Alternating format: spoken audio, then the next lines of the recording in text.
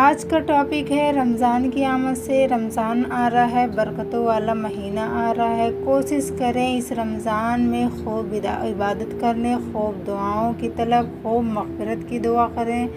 اپنے بزرگوں کے لیے کریں، اپنے لیے کریں، اپنے بچوں کے لیے قرآن پاک کی تلاوت کریں، نوافل ادا کریں، توبہ کریں، اللہ سے معافی مانگیں اور صدقہ ضرور کریں۔ اللہ ہم سے راضی ہو جائے، ہمیں معاف کر دے، ہم پہ رحم کرے۔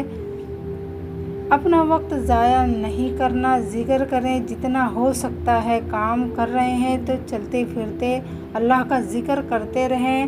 یا اللہ ہمیں معاف کر دے، یا اللہ ہمیں ان لوگوں میں شامل کر دے جن سے تو راضی ہو گیا ہے، جو تیرے لیے بہتر ہیں۔ اے اللہ تو ہمیں ان میں سے بنا جو تیرے عبادت گزار ہیں۔ اے اللہ تو ہمیں ان میں سے بنا جو لوگوں کے ہمدرد ہیں۔ اے اللہ ہمیں تو ان لوگوں میں سے بنا جن سے تو راضی ہے۔ اے اللہ تو ہمیں ان میں سے مت بنانا جو تیرے نافرمان ہیں، جو تیرے خلاف ہیں۔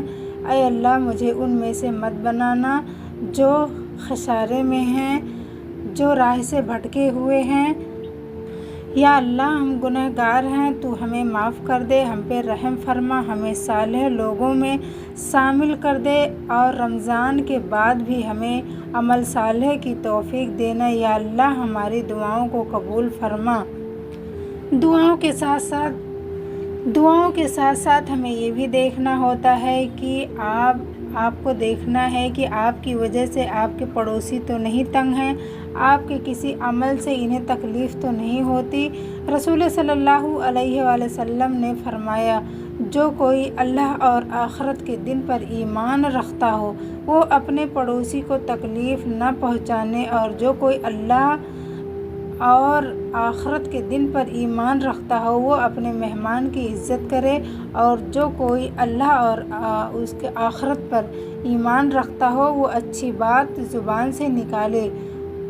نبی کریم صلی اللہ علیہ وآلہ وسلم نے بیان کیا، واللہ وہ ایمان والا نہیں، اللہ وہ ایمان والا نہیں، اللہ وہ ایمان والا نہیں۔ عرض کیا گیا کون؟ رسول صلی اللہ علیہ وآلہ وسلم نے فرمایا، جس کے سر سے اس کا پڑوسی محفوظ نہ ہو۔ استغفر اللہ الذی لا الہ الا اللہ الحی القیوم واتوب الیہ۔ جیسا کہ رمضان میں کچھ چیزوں کا بہت احترام کرنا ہوتا ہے، کچھ چیزوں کو بہت خاص خیال رکھنا پڑتا ہے۔ ان میں سے ایک یہ بھی ہے کہ اپنے رشتہ داروں، محلے گلی میں دیکھنا ہے بیوہ کہاں رہتی ہے اور مسکین بھی۔ آج کل سفید پوش لوگ اتنے ہیں ہمیں اندازہ ہی نہیں ہوتا۔ ان کے یہاں کا ان کی مدد ایسے کرنی ہے کہ انہیں محسوس بھی نہ ہو۔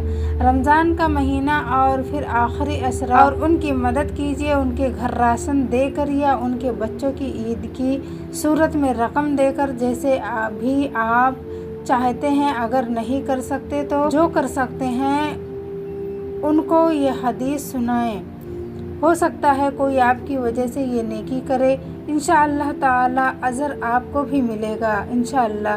نبی کریم صلی اللہ علیہ وآلہ وسلم نے فرمایا، بیواؤں اور مسکینوں کے کام آنے والا اللہ کے راستے میں جہاد کرنے والے کے برابر ہے، یا رات بھر عبادت اور دن کو روزے رکھنے والے کے برابر ہے۔ سال بھر غلطیاں کرتے ہیں، چھوٹے چھوٹے کام کر کے، اچھے کام کر کے، اچھی سوچ رکھ کے ہم اس مہینے میں بہت ساری نیکیاں کما سکتے ہیں، اللہ کو راضی کرنے کی کوشش کر سکتے ہیں، اللہ کو راضی کر سکتے ہیں اپنی دعاؤں سے، اپنے توبہ سے، اپنے استغفار سے۔ آپ چلتے پھرتے بھی دعائیں پڑھتے رہیں، استغفار کرتے رہیں، اور اللہ سے مغفرت طلب کرتے رہیں، اور اپنے لیے بہتر کی امید رکھیں اللہ سے۔ بے شک اللہ ہر چیز پر قادر ہے، اللہ ہی ہے دینے والا، اللہ ہی ہے کرنے والا۔ نہ تم کر سکتے نہ ہم کر سکتے، جب تک وہ نہیں چاہے ہم کچھ نہیں کر سکتے۔ رمضان میں زیادہ تر نگاہوں کی حفاظت کریں، رمضان میں اپنے خیالات اچھے رکھیں، رمضان میں اور قرآن کے اور نماز میں اپنا دل لگائیں، ان کے قریب ہو جائیں، بہت قریب ہو جائیں، صبح شام دوپہر اللہ کی عبادت میں مشغول رہیں، کیونکہ یہ ایک ہی مہینہ ہے جو ہمیں اتنی ساری نعمتیں دیتا ہے۔ باقی کوئی ایسا مہینہ نہیں ہے جو ہمیں مغفرت دے سکے، हमें बरकत दे सके, हमें रहमत दे सके। ये महीना ख़ास है, इसके लिए इसमें ख़ास इबादत और अपना ख्याल रखें। इफ्तारी में वो चीज़ें खाएं जो तुम्हारे लिए बेहतर है। तली भुनी हुई चीज़ें तो खाना नहीं चाहिए, क्योंकि उससे सेहत ख़राब होती है, हमारा शरीर है। और रमज़ान में ठंडा चीज़ ज़्यादा लोग यूज़ करते हैं, ज़्यादा ठंडा पानी पीते हैं, उससे भी हमारे शरीर को नुकसान पहुंचती है। हम समझ नहीं पाते हैं, अक्सर हमारा 10 रोज़ा जाते जाते या फिर पूरा रोज़ा ख़त्म होते ही हमारी तबीयत अक्सर ख़राब हो जाती है।